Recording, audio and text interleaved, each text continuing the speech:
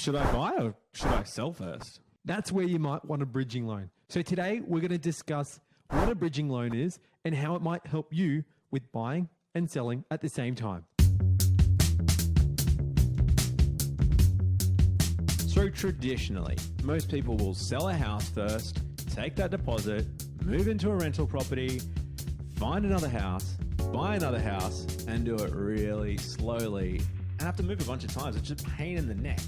That's where bridging loan comes in. So Nathan, how does a bridging loan work and how can it help me buy a house before I've sold my old one? In the most basic and fundamental form, a bridging loan will allow you to buy that new house you want as well as keep your existing home without necessarily making repayments on that total loan, so that you can sell your home that you own within a 6-month period.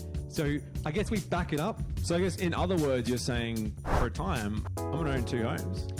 Correct. And you've got a set period of time to sell your existing home.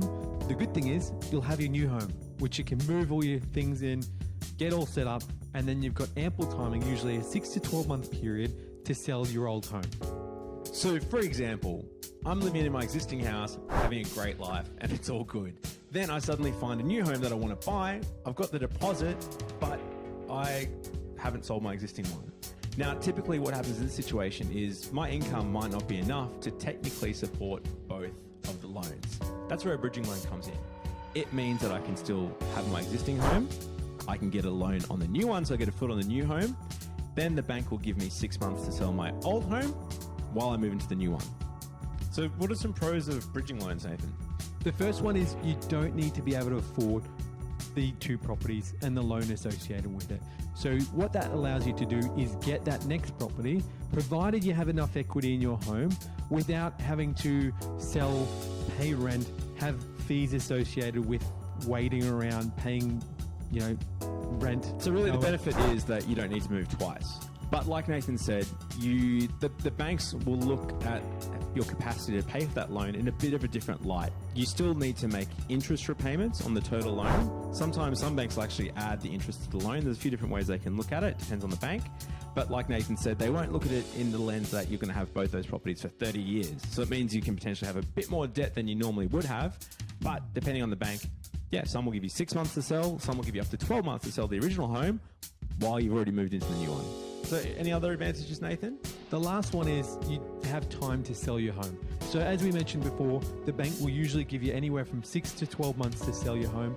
What that allows you to do is if you want to get some small renovations done once you've moved out, you want to tidy things up, get it ready to be market ready, you can do that in the comfort of knowing that you've got a bit of time. Now, one small thing to remember is before the bridging loan is approved, the bank will want to see that your property is on the market for sale. So you can get it on the market, however, potentially give yourself a little bit more time to clean it up and get it ready. Yeah, so all that means is it needs to be listed with a real estate agent.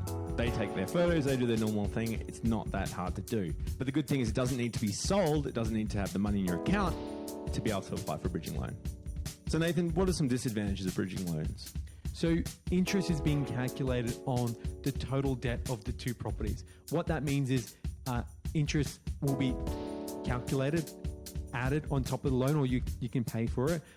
And over that 6-month period, sometimes it can be a little bit more costly because the banks won't give you any discount off their standard variable rates. So your rates are usually higher over the bridging period. One thing to keep in mind is if you can get in and out of the market quickly, you buy, then you sell, you might not find that that's going to be much of an issue. Yes, I think the trade-off there is while you might not get, say, your 1% or 1.5% discount off the standard variable rate, you might be able to give yourself a bit more time to sell your original home so you can actually market it a bit better, you won't be in a rush, and you won't have to jump at the first offer that hits you. The second con is the bank definitely wants the property sold within 12 months. So once you go over that 12-month mark, they're going to get really quite stressed. They're going to put a lot of pressure on you to sell. So one thing you want to make sure is your property is in a position to sell. Don't get too picky on the offers. Usually your first offers are your best offers. So try and take those so that you're not in a position where the bank's going to start to put a lot of pressure on you. And lastly, we've got a bonus tip for you. When bridging loan isn't available, Jaden, what are some other options? Yeah, so you can look at number one, extending the settlement period of your home. So you could stick your property on the market, you could try and get it under offer, then you could negotiate, I've seen 6-month settlement periods to get out of the property. So you put that property on the 6 months and then you go out and start shopping for a new home rather, and then you try and get the settlement dates to match up. We call that a simultaneous settlement, where both properties, the purchase and the sale, happen on the same day. You can also put things like sunset clause. So if you find the right property, you can put a clause in there to let the vendor know that if they get a better offer between now and when you buy the property, they can take that offer. So it gives them more options as well. You can also look at renting out your home. So it's going to come down to your borrowing capacity, but if it potentially works, you can look at renting out your existing home and keeping it as an investment loan and buying the new home as an owner-occupied house. So it's a good little alternative to actually using bridging finance. And finally, good old mum and dad come to the rescue as per usual.